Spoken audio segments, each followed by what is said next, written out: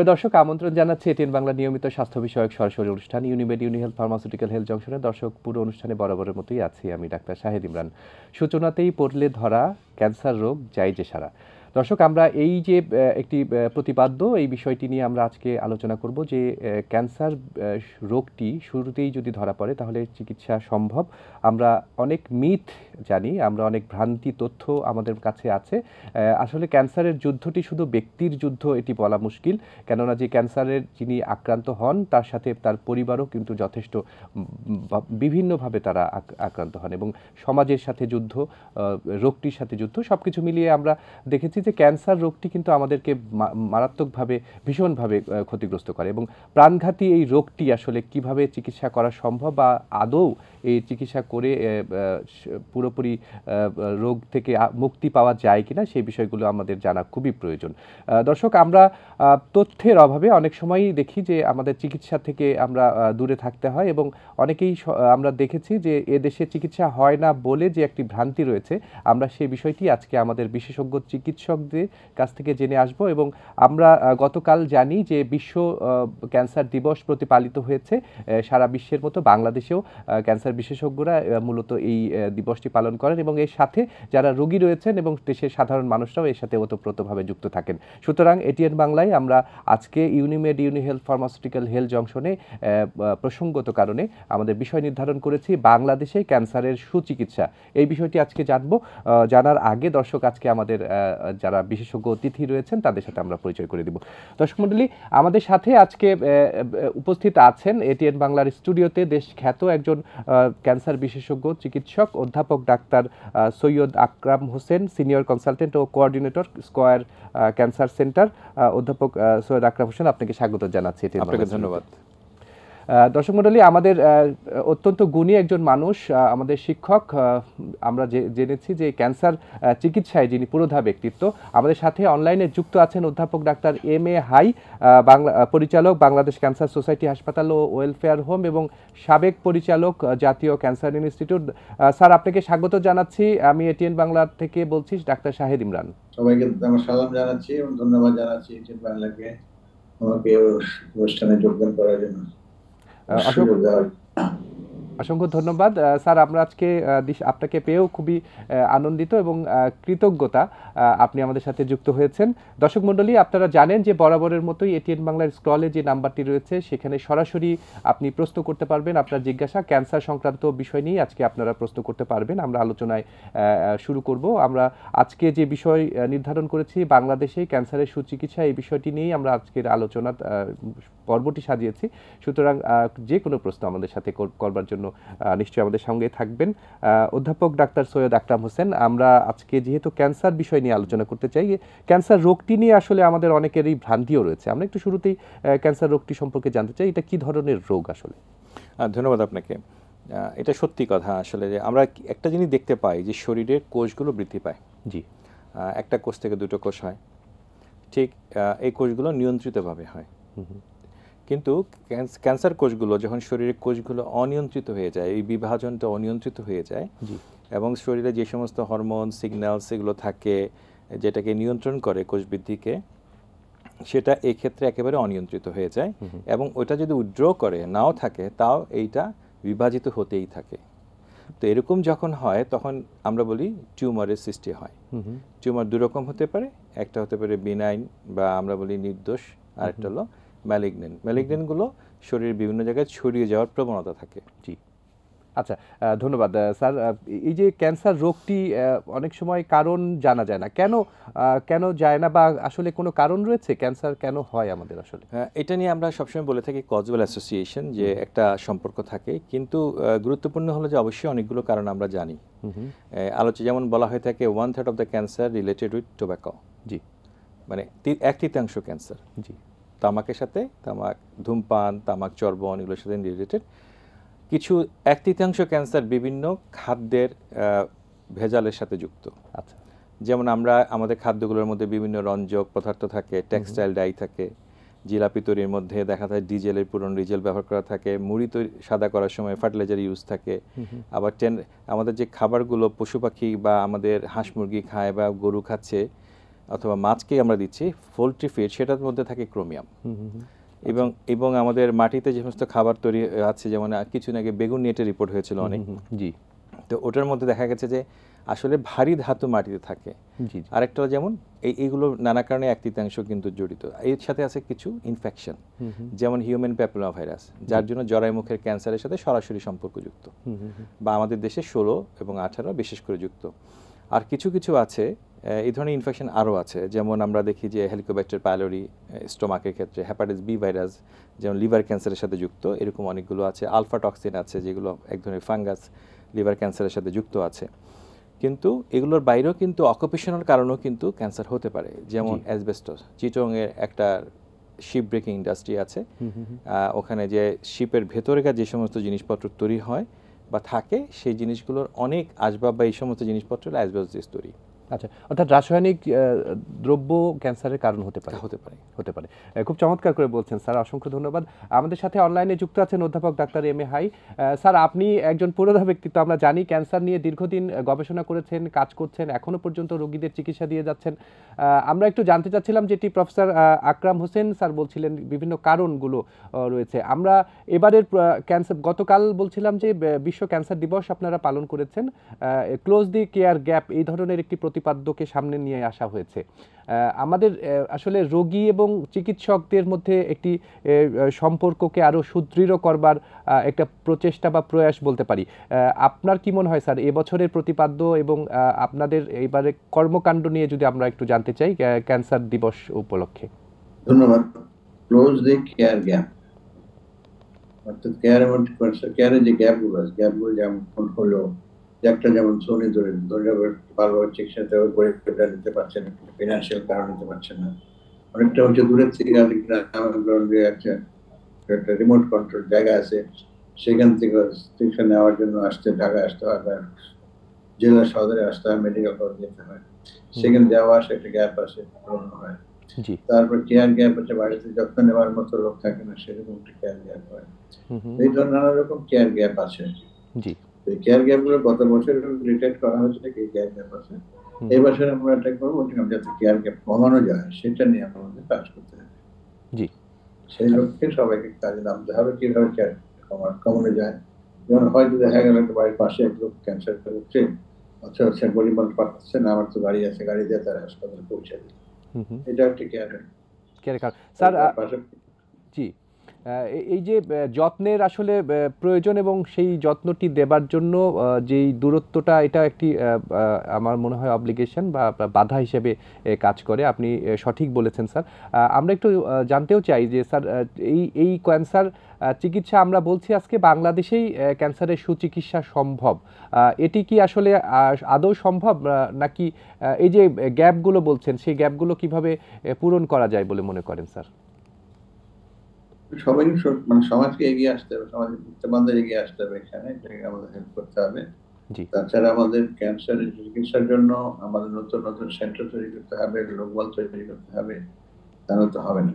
কারণ আমাদের ক্যান্সার রোগীর সংখ্যা অনেক, সেই তুলনায় আমাদের ফ্যাসিলিটি অনেক কম, সুযোগ সুবিধা অনেক কম, লোকবল নাই, যন্ত্রপাতি নাই।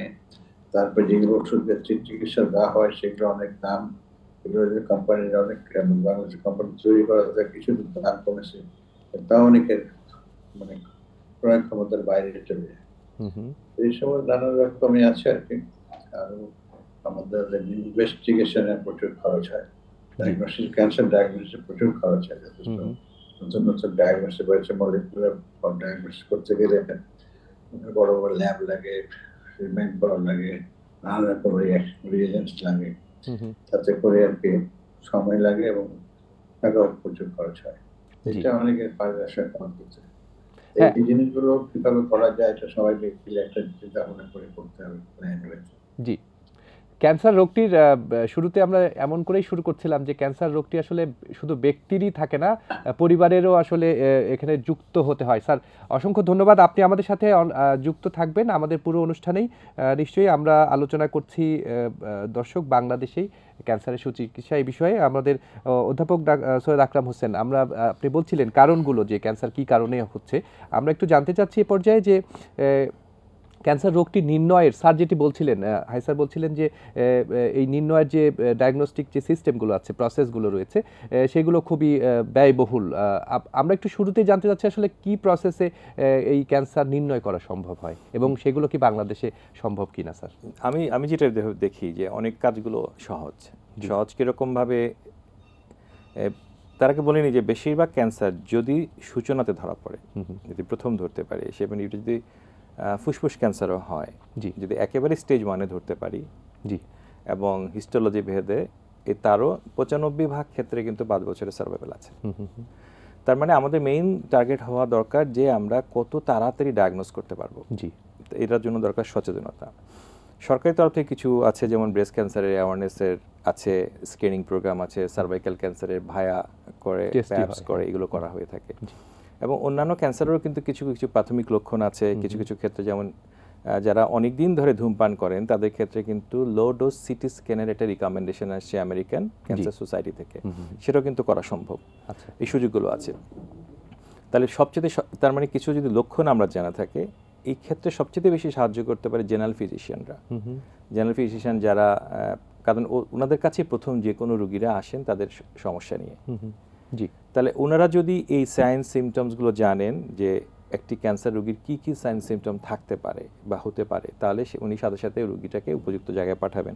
তাহলে আমরা কি করি সেখানে, ফার্স্ট ওয়ান হলো যে একটা হলো যদি আমরা মাংসপেশি পরীক্ষা করাটা এভিডেন্স দরকার জরুরিভাবে, সেক্ষেত্রে হলো আমরা দেখি হলো যে ফাইন নিডল এক্সপ্রেশন সাইটোলজির কথা বলে। যদিও আজকালকার দিনে ফাইনাল সাইটোলজির উপর আমরা খুব বেশি নির্ভর করি না, কারণ এর মধ্যে অনেক ফলস রিপোর্ট আসে বা সারা পৃথিবীব্যাপী আসে, এটা বাংলাদেশ না শুধু, যেহেতু একটি কোষের উপর নির্ভর করে সিদ্ধান্ত দিতে হয়।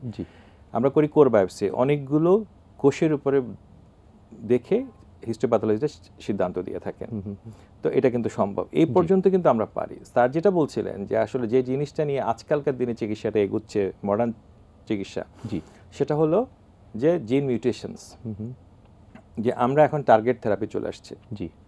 যে আমরা যদি জানি যে এডিনোকার্সিনোমা লাংয়ে কোন ধরনের টার্গেটটা জেনেটিক মিউটেশনস আছে, সেটা কি ক্যারাস, সেটা কি অ্যালক, সেটা কি ইজিএফআর, তাহলে আমরা ওই অনুযায়ী পার্টিকুলার টার্গেট থেরাপি ওরাল ফর্মেও তাকে দিতে পারি বা অন্যান্য ফর্মেও তাকে দিতে পারি।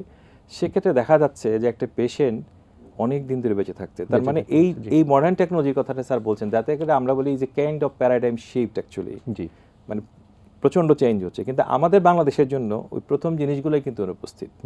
তো সচেতনতা বৃদ্ধি করা দরকার এবং প্রাথমিক ডায়াগনোসিস করার জন্য ছোট ছোট কাজগুলো করে ফেলা দরকার। অধ্যাপক ডাক্তার এম.এ. হাই, আপনার কাছ থেকে একটু জানতে চেষ্টা করব, আমরা রোগ নির্ণয়ের, আপনি যেটি বলছিলেন যে আসলে রোগ নির্ণয়টি খুবই জরুরি এবং সেক্ষেত্রে আমরা শুরুতেই চিকিৎসা দিলে নিশ্চয়ই রোগীর অনেকটাই সুচিকিৎসা আমরা সম্ভব করতে পারি।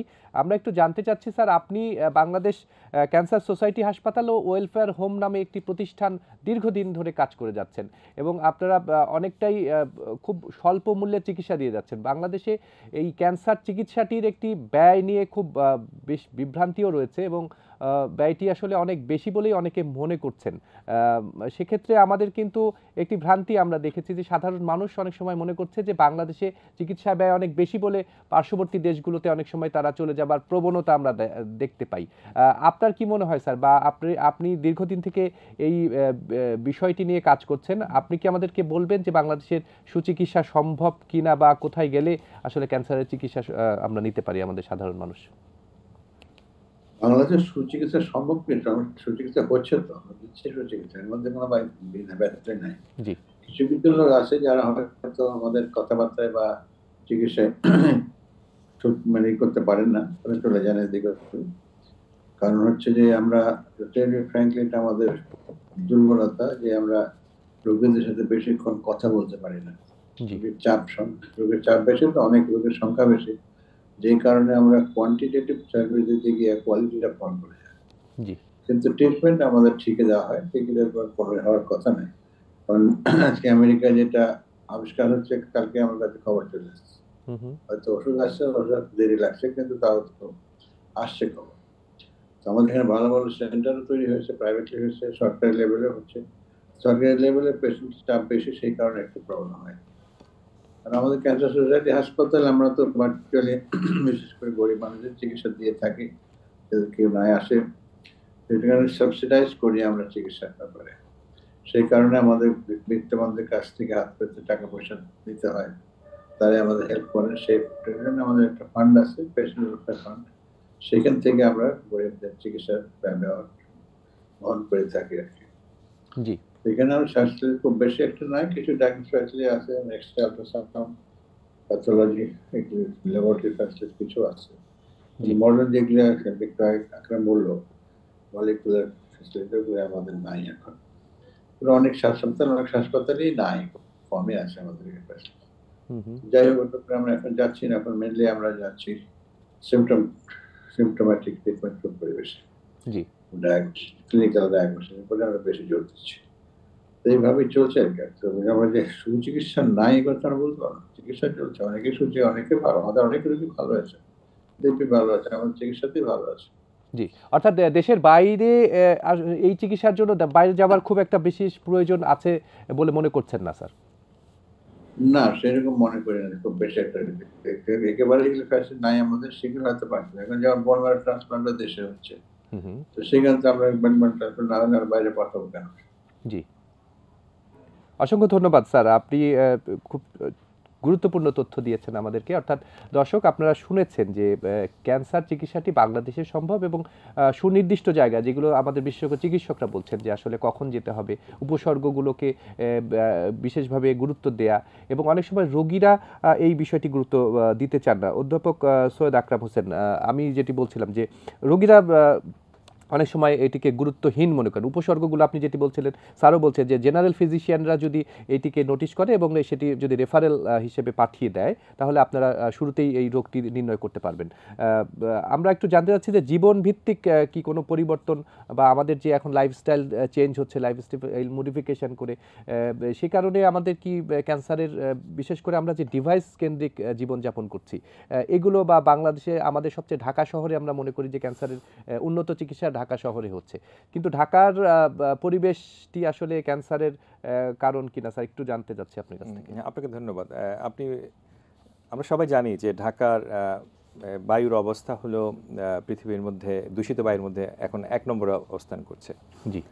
তো এই কয়দিন আগে প্রথম আলোতে একটা রিপোর্ট হয়েছে, আপনি দেখেছেন বোধহয়, যে ওই রিপোর্টের একটা কিছু গবেষণা ছিল। গবেষণার মধ্যে বলা হয়েছে যে এই যে অবস্থা আছে, এইখানে একজন মানুষের মানে লাইফ এক্সপেক্টেন্সি 7 থেকে 8 বছর কমে যাচ্ছে। আচ্ছা, পরিবেশের কারণে? পরিবেশের কারণে, ঢাকার বায়ুর দূষিত বায়ুর জন্য। এখন দূষিত বায়ুর কারণটি কি? আমাদের যে অটোমোবাইলস আছে তার মধ্যে লেড থাকছে, কার্বন মনোক্সাইড থাকছে, নাইট্রাস অক্সাইড থাকছে, এবং কি সালফাইড থাকছে। জি। এগুলো দেখা যাচ্ছে শরীরে আমরা ইনহেল করছি, ইনহেল করার পরে সেগুলো থেকেও কিন্তু ফুসফুসে ক্যান্সার তৈরি হচ্ছে। জি। শুধুমাত্র যে তামাক একমাত্র কারণ তা না, এগুলো কিন্তু কন্ট্রিবিউট করছে। লাইফস্টাইলের মধ্যে দেখুন যে আমাদের গ্রামেগঞ্জের মারা বা নারীরা এখনো কিন্তু লাকড়ি দিয়ে রান্না করে থাকে। ওখান থেকে কিন্তু লাকড়ির মধ্য থেকে যে ইয়ে উঠে তখন আপনার যে বাষ্পর মতো করে তার সাথে ফোমাইটস উঠে, তখন এটা কিন্তু ফুসফুসে যখন যায় সেখান থেকেও কিন্তু এডিনোকার্সিনোমা হয়। আচ্ছা আচ্ছা আচ্ছা। তো লাইফস্টাইল মডিফিকেশনের মধ্যে একটা হলো যে আমরা আজকাল ব্যায়ামের কথা সবাই বলছি, জংয়ের কথা বলছি, জিমে যাওয়ার কথা বলছি, কিন্তু লাইফস্টাইল মডিফিকেশন ওদের খুব ইম্পর্টেন্ট। একটা হলো যে আমরা সবাই ফাস্টফুড খাচ্ছি, ফাস্টফুডে ক্রোমিয়াম থাকছে। আচ্ছা। আমরা সবুজ শাকসবজির পরিমাণ আমাদের ডায়েটের মধ্যে, সুষম খাদ্যের মধ্যে যেটা ছিল সেটা আমাদের থাকছে না। তাহলে আমরা এই মধ্যে অ্যান্টিঅক্সিডেন্ট থাকে সব কিছুর মধ্যে, যেটা ক্যান্সার প্রতিরোধ করে। তাহলে এটা একটা সমস্যা, আমরা স্থূলকায় হয়ে যাচ্ছি, আমাদের ওজন বৃদ্ধি পাচ্ছে, অর্থাৎ মুটিয়ে যাওয়ার প্রবণতা অনেক বেড়ে গেছে, অনেক বেড়ে গেছে। তো এগুলো কিন্তু আমাদের লাইফস্টাইলের মধ্যে অনেক কিছু আছে যেগুলো কিন্তু আমরা যদি পরিবর্তন করি, যেমন অনেকে তামাক নিচ্ছেন না, আবার সিগারেট খাচ্ছেন, ওটা কিন্তু নিকোটিন আছে। আবার কেউ বলছেন যে ঠিক আছে আমরা এটা করছি না, মারিজুয়ানা নিচ্ছি। মারিজুয়ানা এবং তামাক দুটোই কিন্তু সম পরিমাণে স্বাস্থ্যের জন্য ক্ষতিকর এবং দুটোই ক্যান্সার সৃষ্টি করে। সুতরাং এই যে মডিফিকেশন লাইফের যে এইগুলো আছে, আমরা যদি সুষম খাদ্য খাই, আমরা যদি সবুজ শাকসবজি খাই, নিয়মিত একটু ব্যায়াম করি, বলা হয়েছে যে ব্যায়াম যদি করা, ফিজিক্যাল অ্যাক্টিভিটি থাকলে দেখা যাচ্ছে 30% ক্যান্সারকে কিন্তু প্রতিরোধ করা সম্ভব। অধ্যাপক সৈয়দ আকরাম হোসেন, আমরা জীবনের যেসব লাইফস্টাইল বলছি, আপনি বলছিলেন যে মডিফিকেশন এটি প্রয়োজন। আপনি বলছিলেন জিমে যাওয়ার বিষয়ে বলছিলেন, আপনি খুব গুরুত্বপূর্ণ একটি তথ্য দিয়েছেন এর মধ্যে। ই সিগারেট এটা একটি খুব চল হয়েছে ইদানিংকালে। ই সিগারেটের আসলে ভূমিকাটা কি? অনেকে মনে করছেন যে সিগারেট খাবো না, কিন্তু ই সিগারেট খেলে বোধহয় আমাদের ওই ক্ষতিটা হবে না। ই সিগারেটের আসলে কি ক্ষতি করে দেহের, আমরা একটু জানতে চাই। ই সিগারেটও মানে আমাদের সিগারেটের মধ্যে যে মেইন কম্পোনেন্ট যেটা কার্সিনোজেন, সেটা হলো নিকোটিন। তো নিকোটিন এর মধ্যে অনেকগুলো বেনজোপাইরিন, যে বেনজোপাইরিন থাকে এটা হলো কার্সিনোজেন। আচ্ছা, এই একই জিনিসই কিন্তু ই সিগারেটের ভিতরে থাকে। আচ্ছা, বরং এটা আরো কনসেন্ট্রেটেড ফর্মে থাকে। এটা তার মানে আলো ক্ষতির কারণ হতে পারে, আরো খুব বেশি ক্ষতির কারণ হতে পারে। আচ্ছা, তাহলে ই সিগারেট কি আসলে আমাদের কোনোভাবেই নেয়ার? না, কোনোভাবেই না। সারা পৃথিবীর কোনো ক্যান্সার গাইডলাইন্সে কিন্তু, মানে আমি যদি আমেরিকান ক্যান্সার এবং পরিষ্কারভাবে বলা আছে, e cigarette you can not. কিন্তু অনেকেই এটা মনে করে থাকেন, বা টোবাকো কোম্পানিগুলোকে এটাকে প্রমোট করে থাকে সেভাবে। ওরা তো গবেষণা করতে থাকে সবসময় নতুন কিভাবে তাদের প্রোডাক্টকে কনজিউমারদের কাছে পৌঁছানো যায়। খুব চটকদার বিজ্ঞাপনের মাধ্যমে আসলে আমাদেরকে সাধারণ মানুষের কাছে নিয়ে যাওয়া হয়, পৌঁছে দেওয়া হয়। অর্থাৎ দর্শক, ই সিগারেট যারা গ্রহণ করছেন, অধ্যাপক সৈয়দ আকরাম হোসেন কিন্তু স্পষ্ট করে বলছেন যে ই সিগারেটটি আরও বেশি ক্ষতির কারণ, সুতরাং এই থেকে আমাদের দূরে থাকতে হবে। ই সিগারেট কোনোভাবেই আমাদের গ্রহণ করা উচিত হবে না। স্যার, আমরা একটু এবার যদি চিকিৎসার বিষয়গুলো নিয়ে জানতে চাই। আমরা ক্যান্সারের চিকিৎসা নিয়ে শুরু করলে একটু আতঙ্ক আছে যে ক্যান্সার খুবই, এই চিকিৎসাটি নেওয়া খুব ব্যয়বহুল, এবং চিকিৎসা ব্যয়ের কারণেই আসলে অনেকে চিকিৎসা নিতে পারেন না। সরকারি প্রতিষ্ঠানগুলোতে অনেক বেশি চাপ, যেটি প্রফেসর হায়সার বলছিলেন। আবার একটি মহলে আছেন ব্যয় অনেক বেশি হলেও মনে করে যে তারা দেশের বাইরে গেলে ব্যয় কমে এবং সুচিকিৎসাটি সেখান থেকে পাবেন। এই ধারণাটি আসলে কেন বলে মনে করেন? প্রথম কথা হলো যে আমাদের সিস্টেমগুলো, যে রেফারেল সিস্টেমটা ইফেক্টিভলি কাজ করে না। তো বাংলাদেশে যেটা নিয়ে সব পর্যায়ে মানুষের এক ধরনের অভিযোগটা হলো যে আসলে কার কাছে একজন রোগী মানে শনাক্ত হলে যাবেন। জি। তো বেশিরভাগ ক্ষেত্রে দেখা যায় যে ডক্টররা তার সাথে যার বেশি সুসম্পর্ক বা তার সাথে যার নানা রকম সোশ্যাল সম্পর্কের মধ্য দিয়ে কিন্তু রেফারেলগুলো করে থাকেন। কিন্তু রেফারেলগুলো করতে হবে যেই চিকিৎসক যে কাজের জন্য উপযুক্ত তার কাছেই পাঠাতে হবে। জি। সেটার সাথে ব্যক্তিগত সম্পর্ক, সুসম্পর্ক থাকুক বা না থাকুক, এটাই হলো রেফারেলের মূল মানদণ্ড হতে হবে। রুগীর যেখানে ভালো হবে সেখানে রুগী পাঠাতে হবে। তো এইটা একটা প্রবলেম তৈরি করে। দ্বিতীয় হলো যে সরকারি প্রতিষ্ঠানগুলোতে প্রচুর রুগী সেবা পাচ্ছে, এটা আমরা অস্বীকার করতে পারবো না কোনোভাবে। বাংলাদেশে যত বার্ডেন আছে, এই বার্ডেনগুলো কিন্তু জাতীয় প্রতিষ্ঠানগুলোকে মেনলি কাভার করছে। জি, এটা কিন্তু সত্য ঘটনা। কিন্তু অন্যান্য দেশের সাথে আমাদের একটা গুরুতর পার্থক্য আছে। যদি আপনি কানাডিয়ান পাবলিক হেলথ সিস্টেম দেখেন, সেখানেও কিন্তু রুগীরা কিন্তু ইয়েতে যাচ্ছে, রুগীদের সেবাগুলো কিন্তু পুরোপুরি পাবলিক হেলথ সিস্টেম হলে সরকার পুরোপুরি নিজে সরাসরি সরবরাহ করছে না। যে ডাক্তারদের সরকার পোস্টিং দিচ্ছে না, জি, ডাক্তাররা সরাসরি সরকারের নিয়ন্ত্রণে নাই, এগুলো কিন্তু কোনোটাই নেই। আচ্ছা, ওখানে প্রতিষ্ঠান আছে, এই প্রতিষ্ঠানগুলোকে তৈরি হয়েছে, প্রতিষ্ঠান একটি নির্দিষ্ট কাঠামোতে চলে, জিপের একটা কাঠামোতে চলে। ওখানে কিন্তু সরকার ওইখানে ফান্ড করে থাকেন, জিপে একজন রোগী দেখতে সরকার ওই টাকাটা রিইনভার্স করে থাকেন। একটি কাঠামোর মধ্যে মান নিয়ন্ত্রণ এবং সরকার মূলত মনিটরিং করে থাকেন। জি। তারপরে যে সমস্ত জিনিস, যেমন ধরেন ইনভেস্টিগেশনগুলো, সেগুলো কিন্তু বেসরকারি প্রতিষ্ঠানগুলোই করে, কিন্তু সরকার তাকে ফিনান্স করে। জি। তো এই জিনিসটা কিন্তু বাংলাদেশেও সম্ভব, কারণ সরকারের পক্ষে প্রতিষ্ঠান চালানো, প্রতিষ্ঠানে ম্যান পাওয়ার রিটেইন করা, ম্যান পাওয়ার রাখা, নানা প্রভাবের কারণে বাস্তবে বাংলাদেশে গত 30 বছর থেকে আমরা দেখছি এটা বাস্তবে সম্ভব হচ্ছে না, আমরা রাখতে পাচ্ছি না। এবং আমরা সব জায়গাতে ডক্টরও রিটেইন করতে পাচ্ছি না, গ্রামে গঞ্জে বিভিন্ন জায়গায় রাখতে পাচ্ছি না, যেটা নিয়ে প্রায় আমরা অভিযোগের মুখোমুখি হচ্ছি। এটা কিন্তু যদি যিনি যেখানে যেতে চান, যিনি যেখানে কাজ করতে চান, তাহলে কিন্তু আমরা এইভাবে কিন্তু মানুষকে অ্যাট্রাক্ট করতে পারি, তাহলে কিন্তু হবে। এটা যদি আমরা করতে পারতাম, তাহলে কিন্তু আমাদের দেশেই ক্যান্সার চিকিৎসা কিন্তু আপনি ঠিকমতো পেতে পারতেন। জি। কর্পোরেটের যে আলোচনাটা আপনি করলেন, যেটা হলো যে কর্পোরেটের আলোচনা কিন্তু বাংলাদেশে যদি একটু মূল্য যদি বেশিও হয়, কর্পোরেটের মূল্যমানের ক্ষেত্রে কিন্তু আমি যদি মনে করে থাকি যে এটা কিন্তু মূল্য বেশি বা কমের চাইতে সেবার একটা অপ্রাপ্যতার বিষয় আছে। আচ্ছা, যেহেতু সেবা কম, সেবা পাচ্ছে না, রুগীরা যাবে কোথায়? জি। তো এগুলোও কিন্তু আলোচনা সাপেক্ষে, সরকারের সাথে আলোচনা সাপেক্ষে বিভিন্ন মূল্যবান নির্ধারণ করার নিশ্চয়ই সুযোগ আছে। সুযোগ তো নাই তা না, আচ্ছা, কারণ সবাই তো এক দেশেরই মানুষ। এবং এই সমস্ত বেসরকারি প্রতিষ্ঠানগুলো যে চমৎকার সেবা দিচ্ছে, এটার জন্য সরকারি তরফ থেকে কোনো গ্র্যান্ড মানি বা প্রমোশনাল মানি কিছুই তো নাই। বা অ্যাকনলেজমেন্টও নাই সেরকম, কোনো অ্যাকনোলেজমেন্ট স্বীকৃতিটা নাই প্রয়োজন। কিন্তু আমাদের সরকারের অনেক গুরুত্বপূর্ণ ব্যক্তিরাই কিন্তু এই সমস্ত বড় বড় হাসপাতালে চিকিৎসা নেন, আসেন, থাকেন। কিন্তু তারা যদি একটু এই সমস্ত প্রতিষ্ঠানকে এনকারেজ করেন, আরও 200টা প্রতিষ্ঠান হোক, আরও 300টা সারা বাংলাদেশে প্রতিষ্ঠান ছড়িয়ে যাক, তাহলে দেখবেন যে বাংলাদেশের হেলথ সিস্টেমটা উন্নত হয়ে যাবে। এই রুগীগুলোর কাউকে দেশের বাইরে যাওয়ার কথা চিন্তাই করতে হবে না। জি, চিন্তাই করা দরকারও নাই আসলে। আমাদের সুচিকিৎসা হচ্ছে কারণ আপনাদের মতো অত্যন্ত খ্যাতিমান চিকিৎসকরা আমাদের এদেশে রয়েছেন। আমরা একটু জানতে চাচ্ছি যে ক্যান্সারের চিকিৎসাটি আসলে শুরু হয় কিভাবে, বা একটি যদি ক্যান্সার নির্ণয় হওয়ার পরে তাকে দীর্ঘমেয়াদে চিকিৎসা নিতে হয়, নাকি এই চিকিৎসাটি আসলে কি পর্যায়ের চিকিৎসা বা কি ধরনের চিকিৎসা? স্যার যেটি বলছিলেন যে কেমোথেরাপি, রেডিয়েশন, অনেক ধরনের মডিউল রয়েছে, আপনারা আসলে কি ধরনের চিকিৎসা দিয়ে থাকেন? এখন প্রথম রোগটা নির্ণীত হওয়া, যে আমরা কোর বায়োপসি করলাম, আমরা জানতে পারলাম যে এই মানুষটির ধরুন প্রস্টেট ক্যান্সার আছে। জি, তো এটা বিভিন্ন রকম আছে, হাই রিস্ক, লো রিস্ক, বিভিন্ন রকম আছে। জি। তো আজকে এখানে আসার আগে আমি একটা রোগী দেখছিলাম, লো রিস্ক প্রস্টেট ক্যান্সার। আচ্ছা। তো এটার ট্রিটমেন্টটা কি? অ্যাক্টিভ সার্ভেলেন্স, কোনো ট্রিটমেন্ট। অ্যাক্টিভ সার্ভেলেন্স মানে সার্ভেলেন্স করে করে মাঝে মাঝে তাকে দেখতে হবে, কিছুদিন পরে দরকার হলে আবার রিবায়োপসি করতে হবে। আচ্ছা, ফলো আপ করতে হবে। ফলো আপ করতে হবে, তার মানে তার আর বেশি কিছু লাগছে না কিন্তু। আচ্ছা। তো এই ধরনের অনেক রোগী আছেন যাদের কিন্তু এরকম অ্যাক্টিভ সার্ভেলেন্সের মধ্য দিয়েই সময়টা কাটাতে হবে। কিন্তু বাংলাদেশের একটা রোগীদের একটা প্রবণতা যেটা হলো, এই সার্ভেলেন্সের টাইমলি আসেন না। জি। তাতে করে একটা সমস্যা হয়ে যায়, গ্যাপ হয়ে যেতে পারে। বাট কিন্তু সার্ভেলেন্স পসিবল।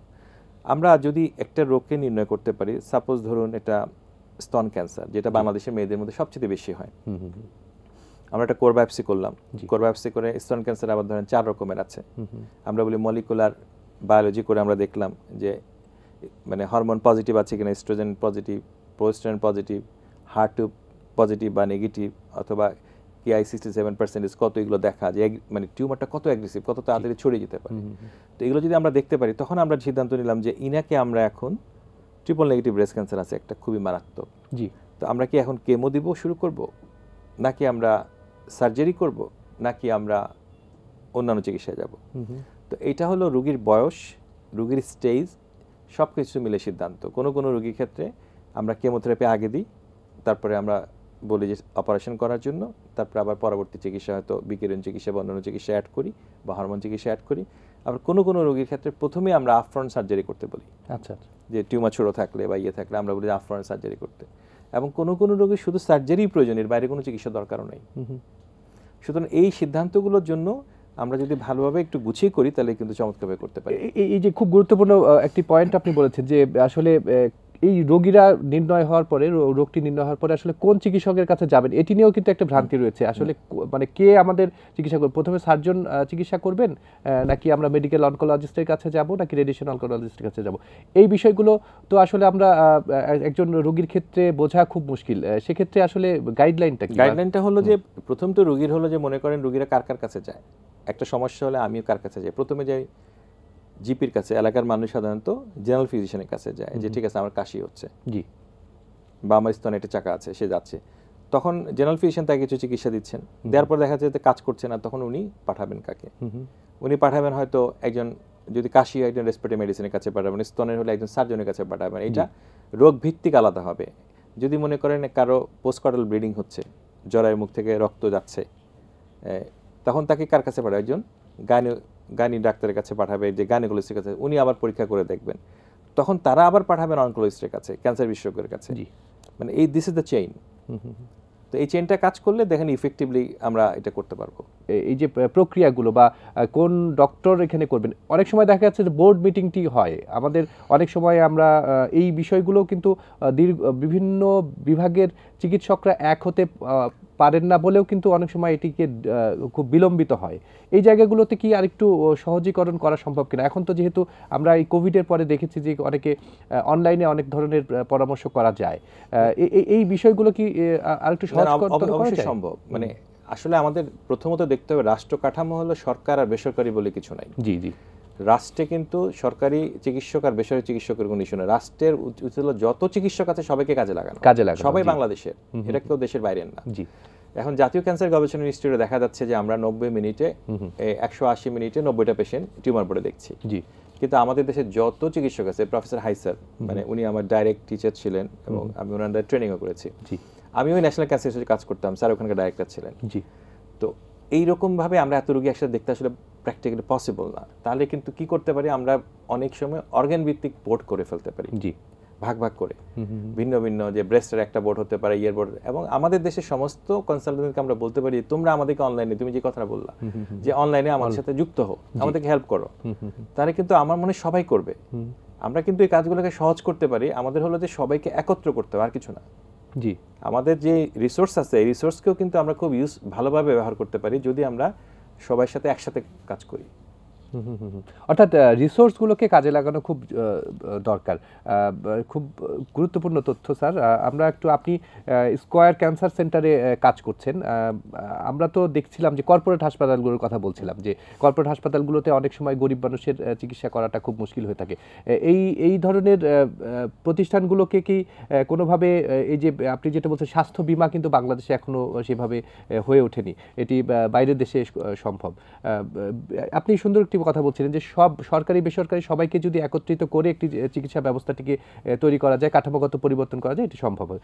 আপনার কাছ থেকে একটু জানতে চাচ্ছি, আপনি কিন্তু বঙ্গবন্ধু শেখ মুজিব মেডিকেল বিশ্ববিদ্যালয়ের প্রতিষ্ঠাতা একজন চিকিৎসক, যেই এই ক্যান্সার বিভাগের, সেখানেও আপনি কাজ করেছেন, এখন বেসরকারি প্রতিষ্ঠানগুলো কাজ করছেন। সরকারি বেসরকারি এই প্রতিষ্ঠানগুলোকে কিভাবে আরও নিবিড়ভাবে একেবারে যারা প্রান্তিক জনগোষ্ঠী, সেই জনগোষ্ঠীর জন্য আরেকটু সহজ করা যায় ক্যান্সার চিকিৎসার ক্ষেত্রে? আমি আপনাকে একটা এই মুহূর্তে একটি সহজ ইয়েটা দিয়ে, আমাদের বাংলাদেশে যতগুলো রেডিওথেরাপি মেশিন আছে বিকিরণ চিকিৎসার জন্য, আমাদের মিনিমাম মেশিন দরকার 170টা। জি, টেলিথেরাপি আমাদের দেশে কাজ করছে সরকারি পর্যায়ে মাত্র 4-5টা। জি, ন্যাশনাল ক্যান্সার 7টা মেশিন, তার মধ্যে একটা, ঢাকা মেডিকেল কলেজে একটা মাত্র কোবাল মেশিন কাজ করছে। জি, এখন অসংখ্য রোগী 3 মাস 4 মাস ধরে ওয়েটিং টাইম, ডিলে হচ্ছে ট্রিটমেন্ট। আমরা এটা কিভাবে ওভারকাম করব? বেসরকারি প্রতিষ্ঠানগুলোতেও কিন্তু আমরা একটা লিনিয়ার অ্যাক্সিলারেটর মেশিনে 70, 80, 90 জন, 100 জন পেশেন্ট চিকিৎসা দিতে পারি। কিন্তু সরকার কিন্তু এটা করতে পারে যে এই বেসরকারি হাসপাতালে সরকার বলতে পারে, যেমন তারা ইয়ের সময় বলেছিল, কোভিডের সময় বলেছিল, যারা ডেঙ্গুর সময় বলেছিল, যে বলেছিল যে আমার এই রোগীটাকে তুমি চিকিৎসা করবা কিন্তু এই দামে করতে হবে, বা এই একটা রেটে 50,000 টাকা, সাপোজ কথা বলছি। তাহলে সরকার একটা সিরিয়াল নির্ধারণ করে দিল যে এই রোগীগুলো হয়তো স্কয়ারে গেল, এই রোগীগুলো ইউনাইটেড হসপিটালে গেল, এই অ্যাপোলোতে গেল। ওদের মেশিন তো যদি বসে থাকে ওখানে, যদি 10-15টা মেশিন, তাহলে তো লাভ হলো না। জি, জি, পুরা বাংলাদেশের এইভাবে কিন্তু রোগীগুলোকে তারা কিন্তু অর্গানাইজ করা সম্ভব। স্যার, আমরা অনুষ্ঠানের একেবারে শেষ প্রান্তে চলে এসেছি, সুতরাং শেষ করতে হবে, ঘড়ির কাঁটা বলছে। দর্শক, আমাদের আজকে আলোচনার বিষয় ছিল বাংলাদেশেই ক্যান্সারের সুচিকিৎসা, এটি সম্ভব কি অসম্ভব, সেই বিষয়গুলো নিয়ে কিন্তু আমরা আজকে আলোচনা করেছি। আমাদের দেশের অত্যন্ত সুযোগ্য দুজন দক্ষ চিকিৎসক আমাদের সাথে, বিশেষজ্ঞ চিকিৎসক যুক্ত ছিলেন, এবং তারা বিভিন্নভাবে বলার চেষ্টা করেছেন এই ক্যান্সার চিকিৎসা বাংলাদেশে সম্ভব, কিভাবে সম্ভব সেই দিক নির্দেশনাও কিন্তু দিয়েছেন, এবং আমাদের জীবনে অনেক কিছু পরিবর্তন করা দরকার, অভ্যাসগত পরিবর্তন, সেই বিষয়গুলো আমাদের পরামর্শ দিয়েছেন। অসংখ্য ধন্যবাদ অধ্যাপক ডাক্তার সৈয়দ আকরাম হোসেন আপনাকে আমাদের সাথে এই আলোচনায় যুক্ত হবার জন্য। এবং আমরা অনলাইনে যুক্ত আছেন আমাদের শিক্ষক অধ্যাপক ডাক্তার এম.এ. হাইসার, আপনাকেও অসংখ্য ধন্যবাদ এবং কৃতজ্ঞতা দুজনকেই। আপনাদেরকে ধন্যবাদ, এটিএনের সকল দর্শককে ধন্যবাদ। দর্শক মণ্ডলী, শেষ করছি আজকের আয়োজন। নিশ্চয়ই আগামী পর্ব দেখবার আমন্ত্রণ জানিয়ে এখানেই শেষ করব। ভালো থাকবেন, সুস্থ থাকবেন, আল্লাহ হাফেজ।